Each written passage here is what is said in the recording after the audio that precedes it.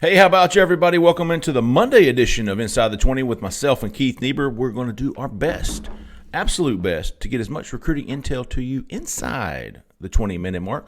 I'm joined, as I always am, by Zach in the back, although you can't see him, and Mr. Keith Niebuhr. Keith, how you doing, big dog? I'm good. What's going on, man? You're in a library. Yeah, I'm not in my place. I decided to go into like a common area and just to mix it up. And it turns out there's a party like right next door. So this could be a train wreck. Well, we won't waste any time tonight. We're going to get right into it because we've got a lot to cover inside 19 minutes. Before we do, want to give a big how about you to Caleb Schofield there at Mike Patton Auto in LaGrange, Georgia. As we've mentioned several times before, he's got a huge lot of inventory there. New Ford, Lincoln, Chrysler, Dodge, Jeep, Ram, and Hondas. Fantastic used car lot as well. The used cars have to pass a multi-point inspection before they even think about selling them. Back all of their used cars with a free 3-month, 3,000-mile warranty, and the new cars come even more insured with a free lifetime powertrain warranty, unlimited time, unlimited mileage. Big time deal. If you're not in the market for a car and you know somebody who is, send them to Caleb. $300 referral fee. Referral reward. Try to say that 3 times. 334-531-0996. Caleb Schofield, Mike Patton Auto in Lafayette Park, on Lafayette Parkway in LaGrange, Georgia. Good dude. Give Caleb a call.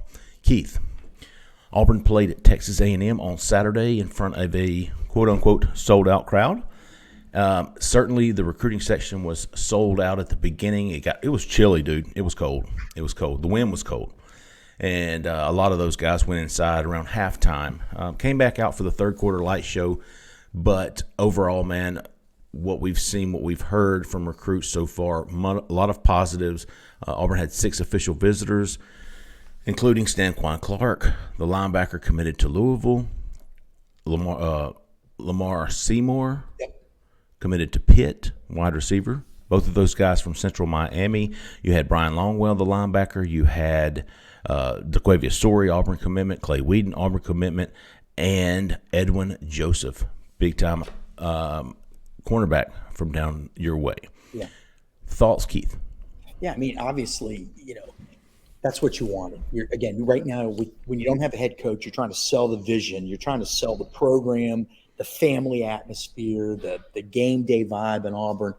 And so when you have a big game at Jordan-Hare Stadium, and that's what that was, surprisingly enough, with 2, 3, and 6 teams, because the fans made it that way. And one thing we know about Auburn fans is when there's a call to action, right? Mm-hmm. Call to action. I'm mixing my words as usual. They'll deliver, okay? And they delivered Saturday night, just as they delivered LSU weekend, just as they delivered Penn State weekend. And to recruits, that's significant. Now, before the game, many of them got a tour of the new football-only facility. Oh, yeah. And they were blown away. It's not even completely done yet. I mean, it's almost done, but not all the way done. And they're raving about it. So that's a significant thing. All these things are a big piece of the puzzle. Obviously, NIL right now for the elite guys, that's the big thing. That's the name of the game.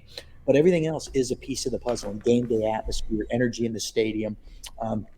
For a kid to see that a team 3 and 6 got that much support is significant, because these guys don't want to be booed by their own fans.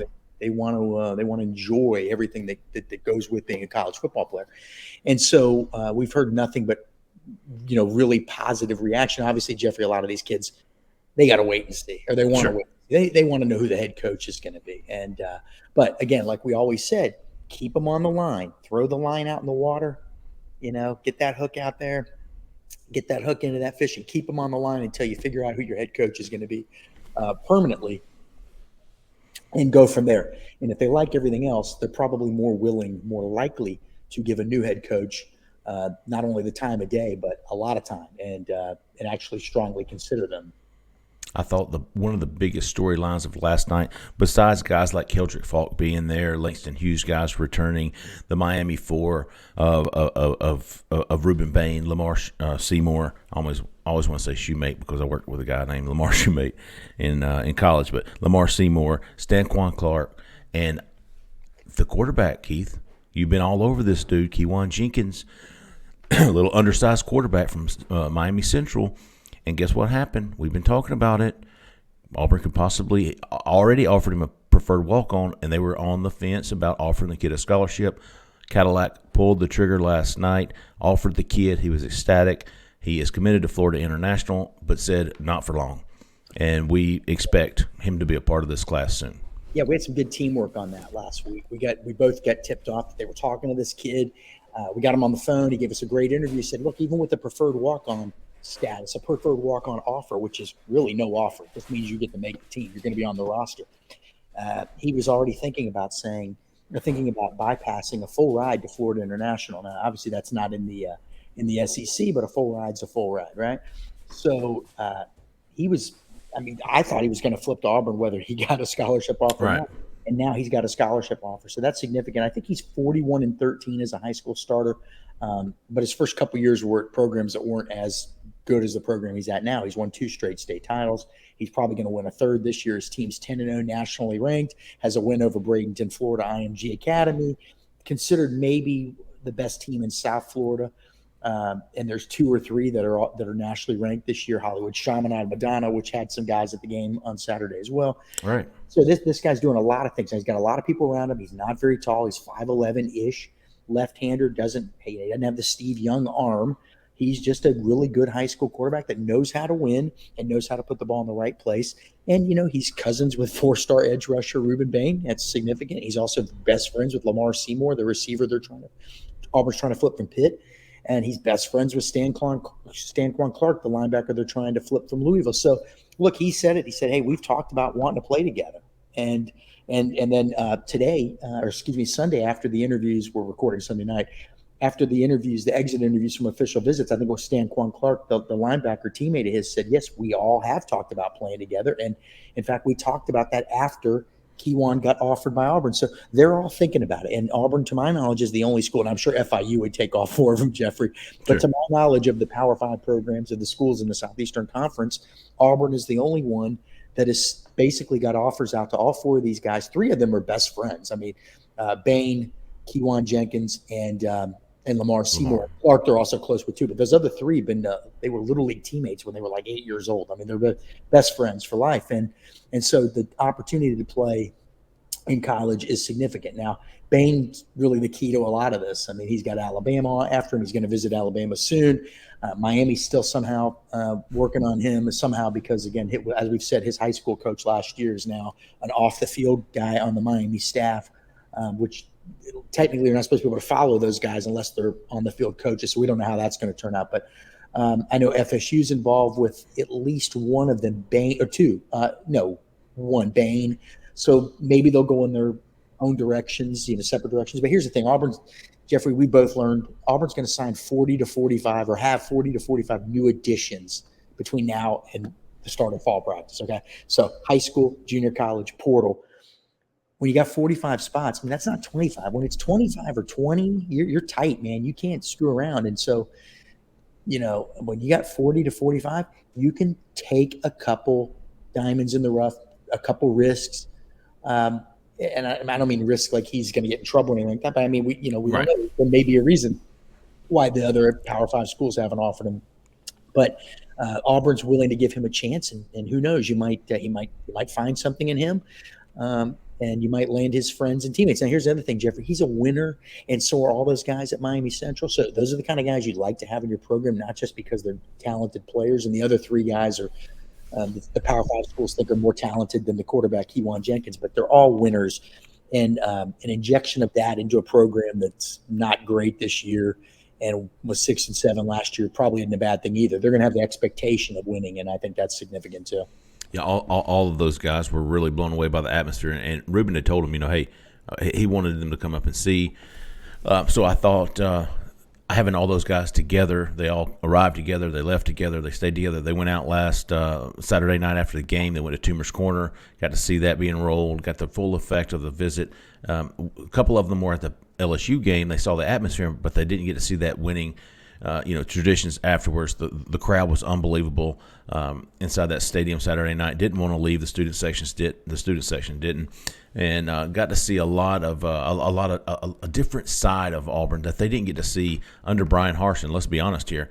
So a lot more camaraderie, and even the recruits mentioned it. You could tell that they said that these guys wanted to win. It looked like they wanted to win a little bit more than they did previously. Another big visit, Keith, and there were several of them, but Edwin Joseph, we heard from him. I think he's a 4-star defensive back from Chaminade, Hollywood.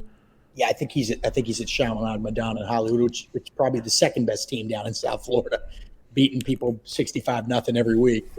I think, you know more about how his visit went, but I can tell you going into the visit, it was believed to be like FSU, Louisville, and Auburn, maybe in that order. Not so much Miami. Hadn't heard as much about Miami, but Louisville, obviously, Wesley McGriff, the former Auburn secondary coach, is recruiting him hard there. So you can kind of fill everybody in as to how his visit went this weekend. Hey, he was a guy that I was glad that I got to interview him in person, because if I had just read his quotes or read the transcript of his interview, I wouldn't have gotten to see his face and his facial expressions. And we've talked about this on the show before, body language and stuff. And he was very excited about the visit. He would excited about his relationship with Cadillac and with Zach Etheridge. Rock Bellantoni, we've talked about, is very, very big for Auburn down there, and I feel like Auburn made a really big move for him. But like most of these kids, Keith, he was kind of, in the batter, not in the batter, on deck circle. He's just kind of waiting to see what happens before he walks up and gets up to his bat. So he's going to be one we'll know more about when a new head coach is hired. I thought, as far as unofficial visits go last night, of course, you had Clay Whedon and his whole family, fantastic family. They came in, enjoyed it. DeQuavia Story said that Miami, Florida State, I think some of those schools were still contacting him, but he's done. He's coming to Auburn regardless. And who else was the other? What was the other commitment? Oh, no. It was Brian Longwell. And Brian Longwell, who has Auburn number 1, linebacker from Nashville, Lipscomb Academy in Nashville, came down with a bunch of not underage. They are younger. I can't think of the word. No, they're younger than him. What do you call them?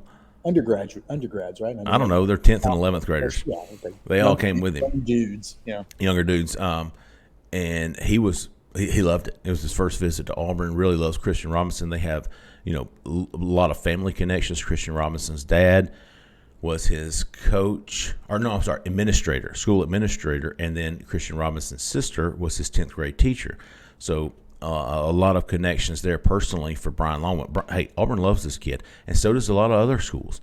He's got LSU, a lot of, and he wants to wait and see who the coach is going to be at Auburn. Is Christian Robinson going to be there? Does the new coach want him? And is anybody else going to offer him? He feels like there's several other SEC schools potentially on the verge of offering him. He definitely wanted to keep an eye on, along with Stanquan Clark at the linebacker position. You had Reuben Bain there at the edge position. You also had Keldrick Falk there. And we've heard some positive buzz, Keith. For the first time in a long time, we were starting to hear a little bit of positive underclassmen. Thank you, Zach. Underage. I was closer than you were.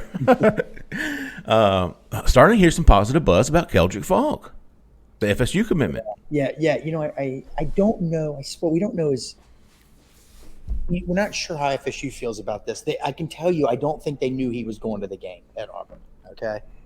Now they worried, maybe not. They haven't been this whole time. I can tell you that. So, but maybe this will change things. But both Cole Pinkston and myself, and I think you too, have heard some rumblings that Auburn thinks this visit went very well. In fact, one source told me, said, "Listen, I haven't seen that look on his face the last few times he's been here." So, as you get closer to signing day, we say this all the time: proximity to home sort of becomes this thing that seeps into a recruitment. Now, obviously, Tallahassee's not that far from Highland Home, but it's further to Highland Home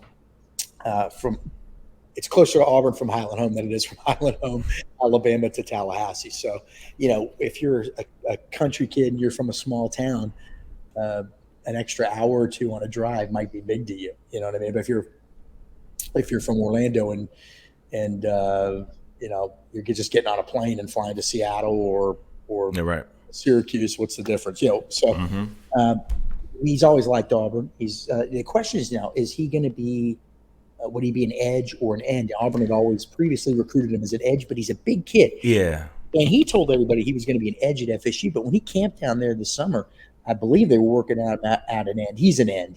I completely agree. Too big. So That would mean that instead of Rock Bellantoni coaching them, that it would be Jimmy Brumbaugh. But again, we don't know how many of these guys are even going to be on the staff, and people need to be prepared for the reality that there's a real chance that none of these coaches. There is legitimate chance. There's a legitimate chance. Even Cadillac, and because with Cadillac now it's kind of this weird thing, Jeffrey, where now everybody's getting behind him. Well, hell, that's great, right? Well, not if you're a new coach, because then allegiances could be split, right?